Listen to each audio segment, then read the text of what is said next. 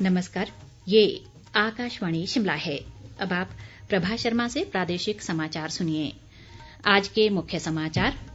प्रदेश में कल आधी रात से 16 मई तक लागू रहेगा कोरोना कर्फ्यू। सभी सरकारी व निजी कार्यालय रहेंगे बंद, आवश्यक सेवाएं जारी। राज्य मंत्रिमंडल ने सभी शिक्षण संस्थान 31 मई तक बंद रखने का लिया निर्णय।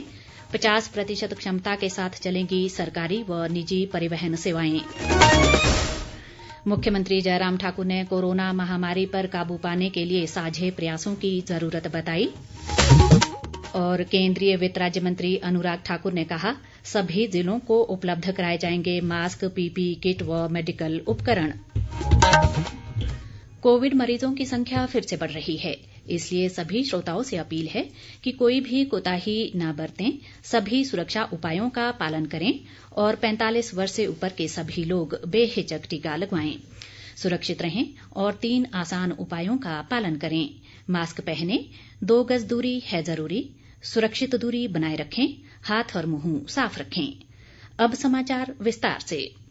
प्रदेश सरकार ने कोरोना महामारी पर नियंत्रण पाने के उद्देश्य से राज्य में कल आधी रात से 16 मई मध्यरात्रि तक कोरोना कर्फ्यू लगाने का निर्णय लिया है।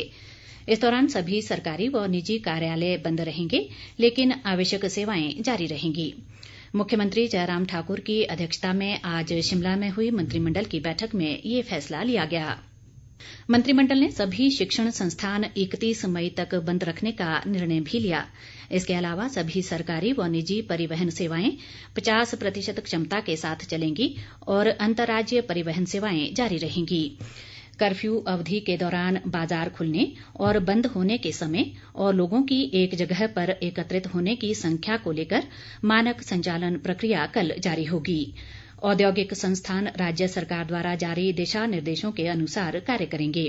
कोविड मामलों में वृद्धि को देखते हुए राज्य में स्कूल शिक्षा बोर्ड द्वारा ली जाने वाली 10वीं की वार्षिक परीक्षाएं भी रद्द कर दी गई हैं, जबकि 11वीं कक्षा के विद्यार्थियों को सीबीएसई की तर्ज पर प्रमोट किया जाएगा।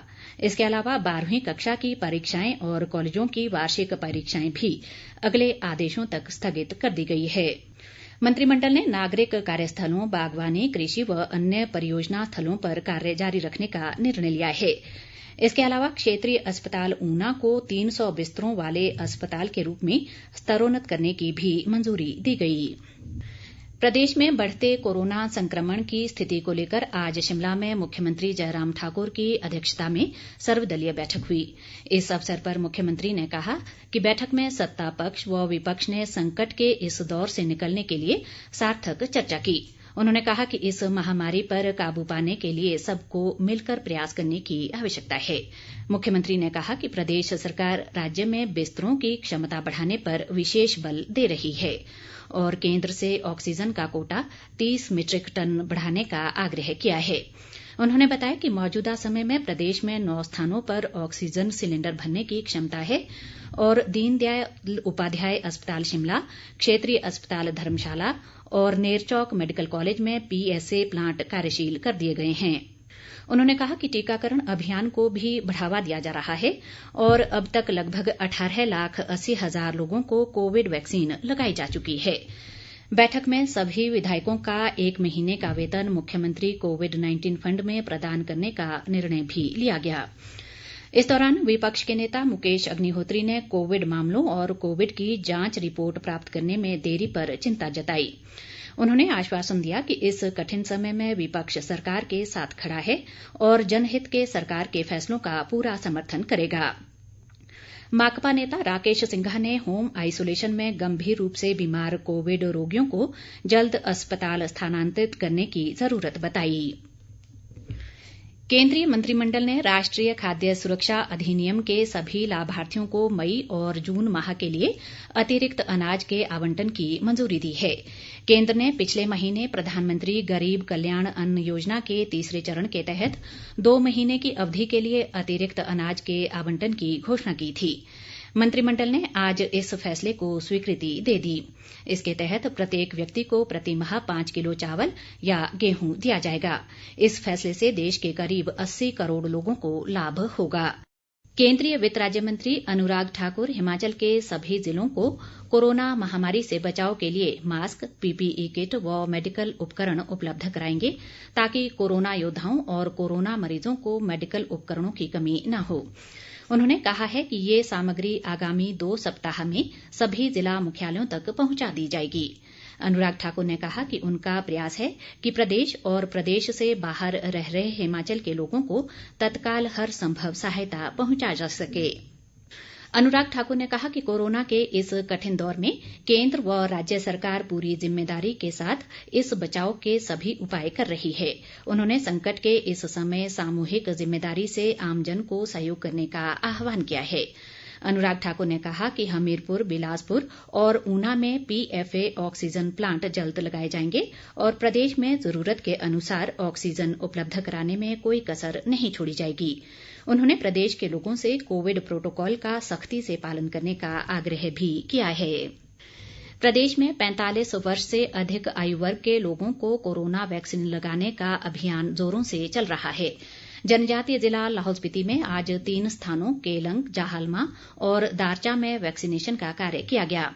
मुख्य चिकित्सा अधिकारी डॉक्टर पलजोर ने बताया कि कल प्राथमिक स्वास्थ्य केंद्र ठोलंग और 7 मई को PHC तिंदी व रापे स्वास्थ्य केंद्र में कोरोना वैक्सीन लगाई जाएगी। इधर शिमला में प्रेस क्लब व स्वास्थ्य विभाग के संयुक्त तत्वावधान में कोविड टीकाकरण शिविर लगाया गया। इस दौरान 186 पत्रकारों और मीडिया संस्थानों से जुड़े कर्मियों को वैक्सीन लगाई गई। क्लब के अध्यक्ष अनिल भारद्वाज ने शिविर में आई स्वास्थ्य विभाग की टीम के डॉक्टर व पैरामेडिकल स्टाफ का आभार जताया है। प्रदेश में कोरोना संक्रमण के मामलों में वृद्धि लगातार जारी है। राज्य में आज अभी तक सर्वाधिक 3,842 नए कोरोना पॉजिटिव मामलों की पुष्टि हुई है। इनमें सबसे अधिक कांगड़ा जिला में 1,292, सोलन में 683, सिरमौर में 416, शिमला में 378, बिलासपुर में 266, चंबा में 166, हमीरपुर में 140, ऊना में 135, मंडी में 133, कुल्लू में 120, किन्नौर में 78 और लाहौल स्पीति में 35 मामले शामिल हैं। स्वास्थ्य विभाग द्वारा जारी बुलेटिन के अनुसार प्रदेश में कोरोना मामलों की संख्या बढ़कर 1,14,787 हो गई है। इनमें से 25,902 मामले सक्रिय हैं। प्रदेश में कोरोना महामारी से अब तक 1,679 लोगों की मौत हो चुकी है। प्रदेश कांग्रेस अध्यक्ष कुलदीप सिंह राठौर ने पार्टी नेताओं से कोरोना महामारी की दूसरी लहर में भी पिछले साल की तरह लोगों की मदद के लिए आगे आने का आह्वान किया है। वे आज सिरमौर जिला कांग्रेस कमेटी के पदाधिकारियों की वर्चुअल बैठक को संबोधित कर रहे थे। राठौर ने पार्टी के राजनीतिक कार्यक्रमों को तब तक स्थगित रखने को कहा है जब तक प्रदेश में कोरोना का प्रकोप खत्म नहीं हो जाता। BSNL हिमाचल प्रदेश परिमंडल ने कोविड-19 महामारी की वर्तमान परिस्थितियों को देखते हुए ग्राहकों को BSNL की सिम प्रदान करने के लिए गृह वितरण सेवा शुरू की है। मुख्य महाप्रबंधक दूरसंचार जसविंदर सिंह सोहता ने बताया कि इस सेवा को प्राप्त करने के लिए ग्राहक मोबाइल नंबर 9418012345 पर SMS या WhatsApp संदेश भेज सकते हैं। उन्होंने कहा कि संदेश प्राप्त होने पर ग्राहक को घर पर सिम भेज दी जाएगी। मंडी के पड्डल मैदान में सेना भर्ती के लिए 30 मई को ली जाने वाली लिखित परीक्षा कोविड संक्रमण के बढ़ते मामलों के कारण स्थगित कर दी गई है। सेना भर्ती कार्यालय मंडी के भर्ती निदेशक कर्नल M राजा राजन ने ये जानकारी दी है। उन्होंने कहा कि परीक्षा की अगली तिथि बाद में सूचित कर दी जाएगी। अंत में मुख्य समाचार एक बार फिर। प्रदेश में कल आधी रात से 16 मई तक लागू रहेगा कोरोना कर्फ्यू। सभी सरकारी व निजी कार्यालय रहेंगे बंद, आवश्यक सेवाएं जारी। राज्य मंत्रिमंडल ने सभी शिक्षण संस्थान 31 मई तक बंद रखने का लिया निर्णय। 50% क्षमता के साथ चलेंगी सरकारी व निजी परिवहन सेवाएं। मुख्यमंत्री जयराम ठाकुर ने कोरोना महामारी पर काबू पाने के लिए साझे प्रयासों की जरूरत बताई।